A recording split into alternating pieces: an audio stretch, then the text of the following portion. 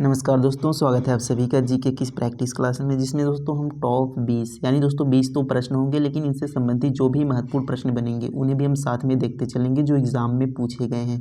तो ये सारे क्वेश्चंस प्रीवियस ईयर क्वेश्चंस होंगे जो अलग अलग एग्ज़ाम में पूछे गए हैं, तो आने वाले सभी एग्ज़ाम के लिए दोस्तों बहुत ही महत्वपूर्ण होंगे। तो चलिए देखते हैं पहले क्वेश्चन से।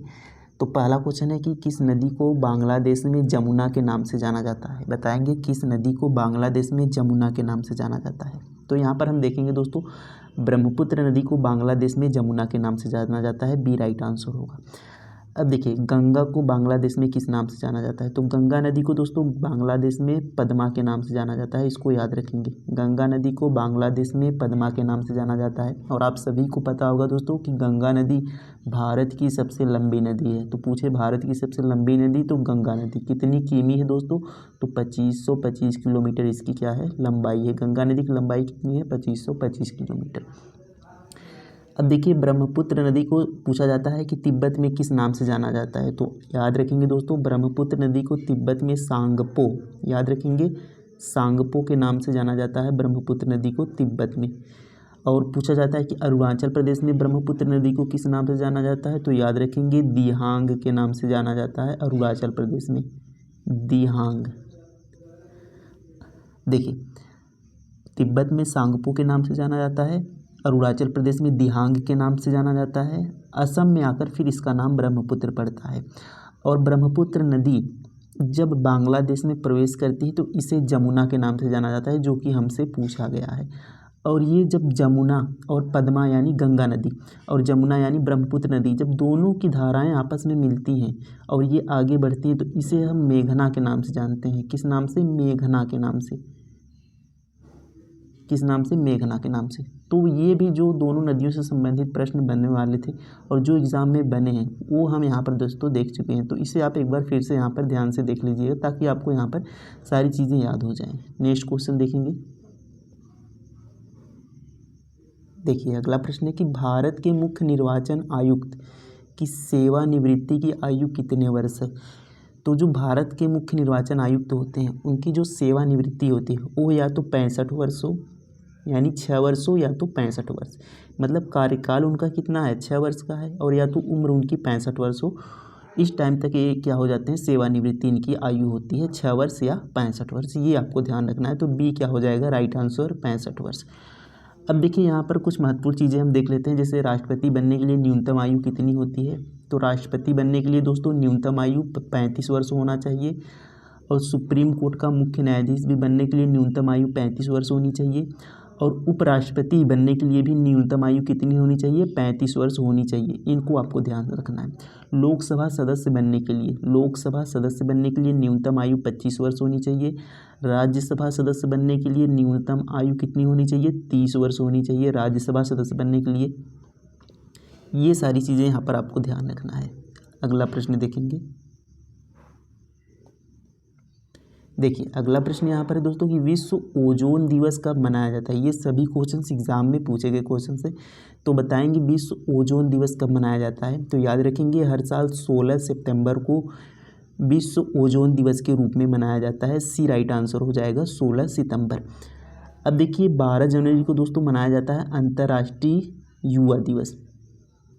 अंतर्राष्ट्रीय युवा दिवस कब मनाया जाता है। तो ये आपका मनाया जाता है 12 जनवरी को। याद रखेंगे, युवा दिवस 12 जनवरी को। 15 जनवरी को दोस्तों मनाया जाता है, 15 जनवरी को मनाया जाता है आर्मी डे। आर्मी दिवस मनाया जाता है 15 जनवरी को। देखिए, अब यहाँ पर तीनों सेनाओं का जो दिवस मनाया जाता है, 15 जनवरी को आर्मी दिवस मनाया जाता है। 8 अक्टूबर, याद रखेंगे, 8 अक्टूबर को एयरफोर्स डे मनाया जाता है। एयरफोर्स वायु सेना दिवस 8 अक्टूबर को मनाया जाता है। 4 दिसंबर को दोस्तों मनाया जाता है नौसेना दिवस। 4 दिसंबर को याद रखेंगे नेवी डे, जिसे कहते हैं नौसेना। तो 4 दिसंबर को नौसेना दिवस मनाया जाता है। 8 अक्टूबर को एयरफोर्स डे मनाया जाता है। 15 जनवरी को आर्मी डे मनाया जाता है। और 12 जनवरी को दोस्तों अंतर्राष्ट्रीय युवा दिवस मनाया जाता है।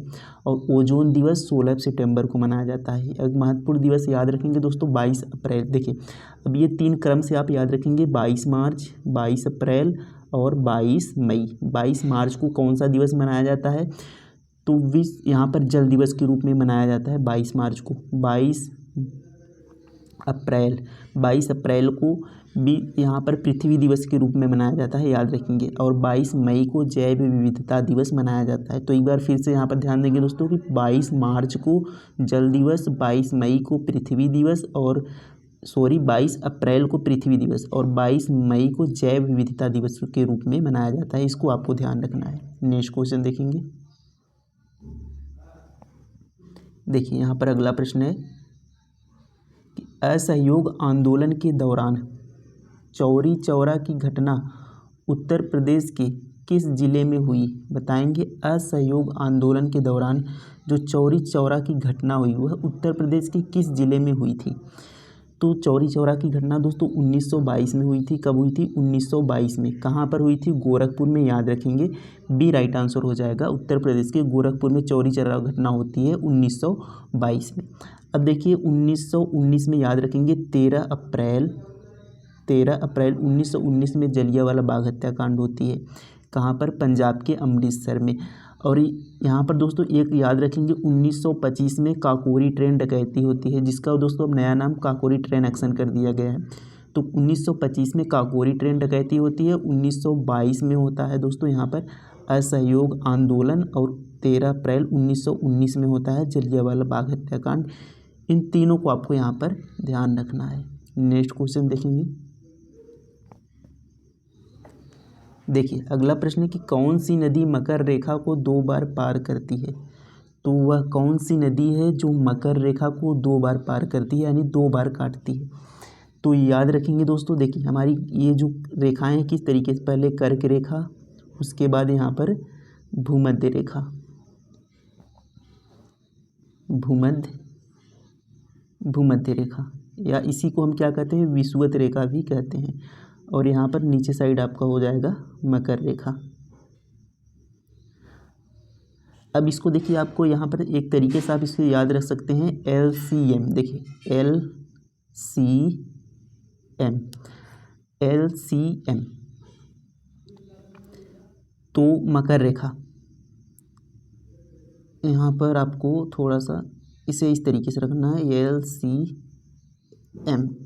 नीचे से आपको यहाँ पर रखना है LCM। देखिए मकर रेखा को कौन सी नदी काटती है? तो L से लिम्पोपो नदी, मकर रेखा को 2 बार लिम्पोपो नदी, भूमध्य रेखा को 2 बार C से कांगो नदी, याद रखेंगे, कांगो नदी, जिसे जायरे नदी भी कहते हैं। तो C से कांगो नदी, और कर्क रेखा को 2 बार M से माही नदी। तो इसको आपको यहाँ पर ध्यान रखना है, आप आसानी से सॉल्व कर ले जाएंगे। मकर रेखा को लिम्पोपो नदी, भूमध्य रेखा को कांगो नदी, कर्क रेखा को माही नदी।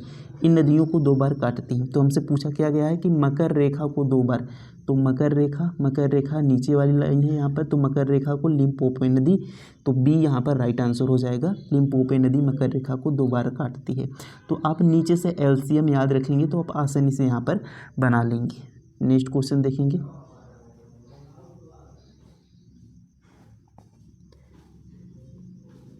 देखिए अगला प्रश्न यहाँ पर है कि वियना किस देश की राजधानी है? बताएंगे वियना किस देश की राजधानी है? तो वियना दोस्तों ऑस्ट्रिया की राजधानी है। बी राइट आंसर हो जाएगा। वियना किसकी राजधानी है? ऑस्ट्रिया की राजधानी है। स्पेन की राजधानी कहाँ है? बताएंगे। तो स्पेन की राजधानी कहाँ पर है? मैड्रिड में। कहाँ पर? मैड्रिड में है स्पेन की राजधानी। रूस की राजधानी कहाँ पर है? तो याद रखेंगे रूस की राजधानी मॉस्को है। कहाँ पर है? मॉस्को में है रूस की राजधानी। स्पेन की मैड्रिड में। वियना किसकी है? ऑस्ट्रिया की राजधानी है वियना, ध्यान रखेंगे। अगला प्रश्न देखेंगे।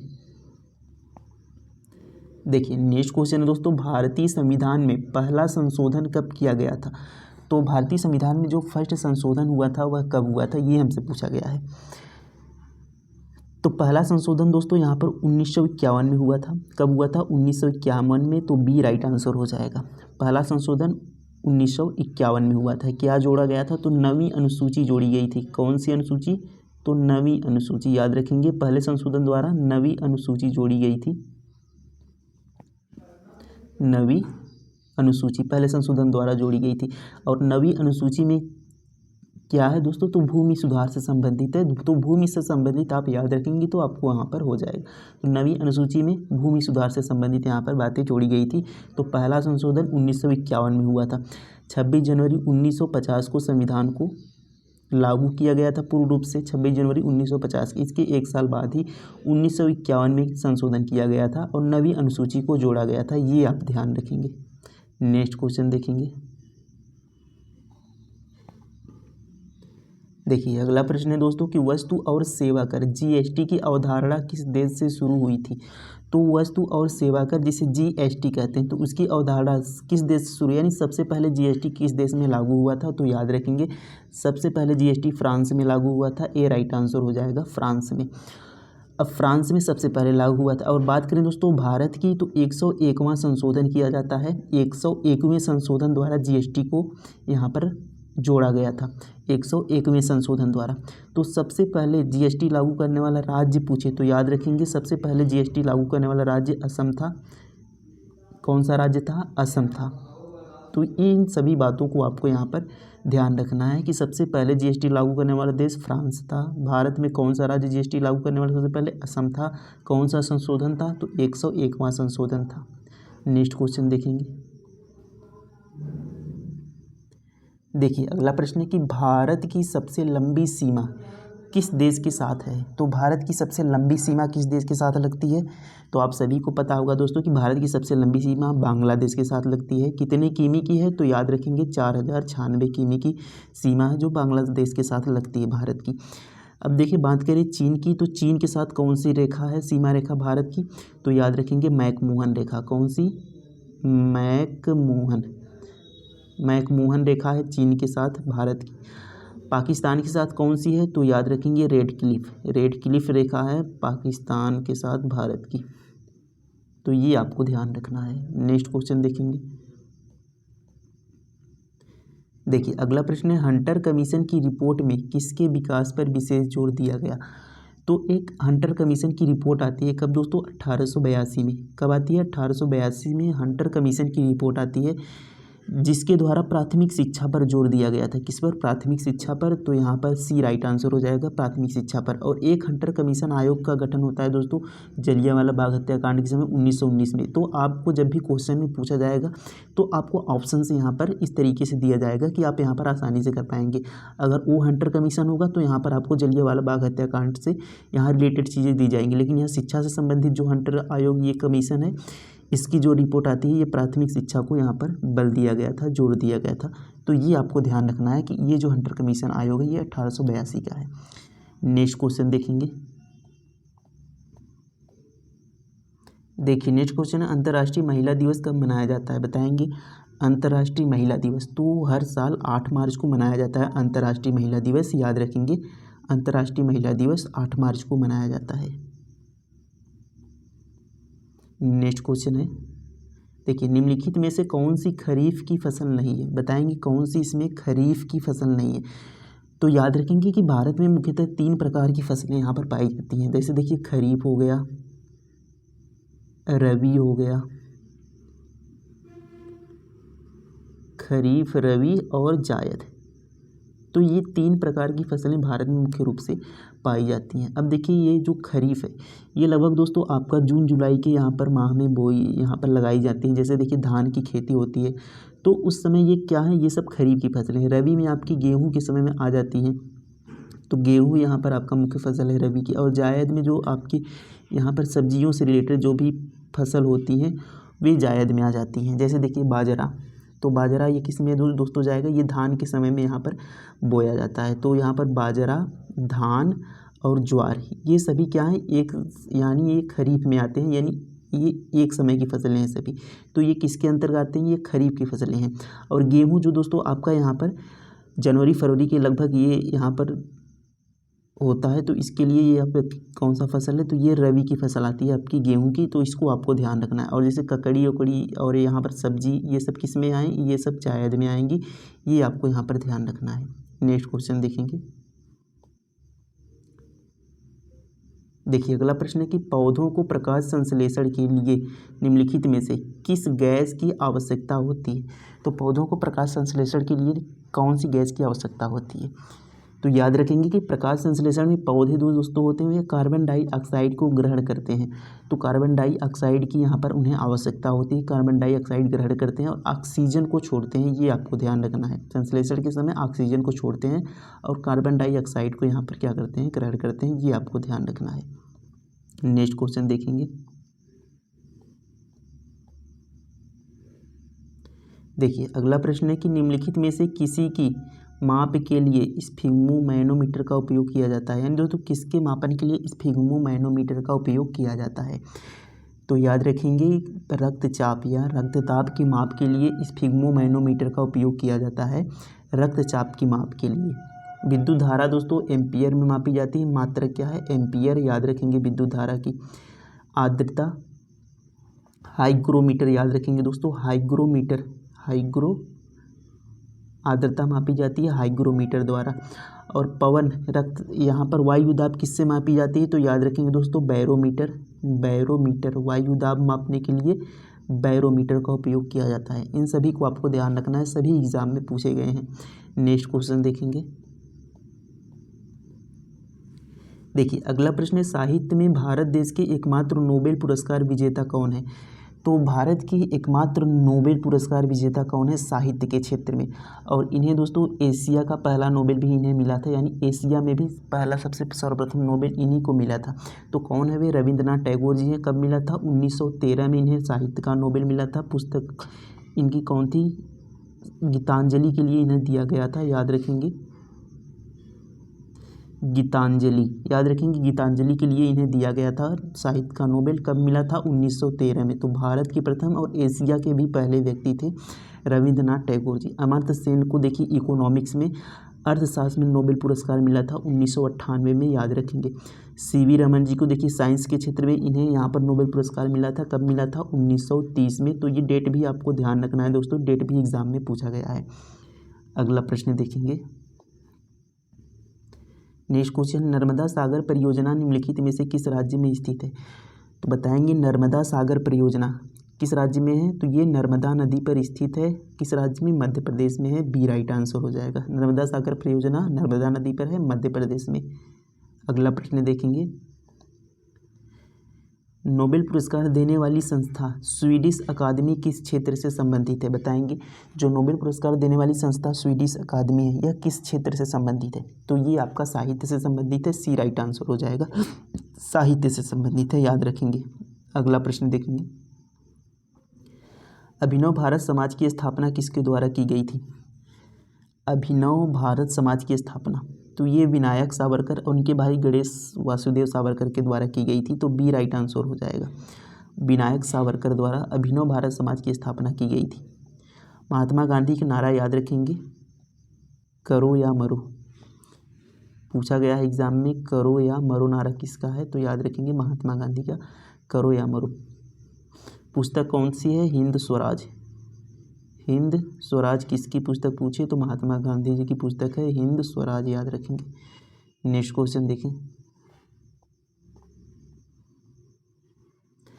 खजुराहो का भव्य मंदिर किस शासकों द्वारा बनवाया गया था, बताएंगे। खजुराहो का जो भव्य मंदिर है किस शासकों द्वारा बनाया गया था। कहाँ पर है खजुराहो का भव्य मंदिर, ये आपका मध्य प्रदेश में है, एमपी में। तो यह चंदेल शासकों द्वारा बनवाया गया था। बी राइट आंसर हो जाएगा। देखिए लास्ट क्वेश्चन है दोस्तों कि बैंकिंग विनियमन अधिनियम भारत में कब पारित हुआ। तो बैंकिंग का जो विनियमन अधिनियम था यह कब पारित हुआ था, तो 1949 में पारित हुआ था। ए राइट आंसर हो जाएगा 1949 में। तो ये दोस्तों हमारे कंप्लीट होते हैं क्वेश्चन। तो क्लास कैसी लगी कमेंट में ज़रूर बताएंगे। मिलते हैं अगले वीडियो में। थैंक यू, धन्यवाद, जय हिंद।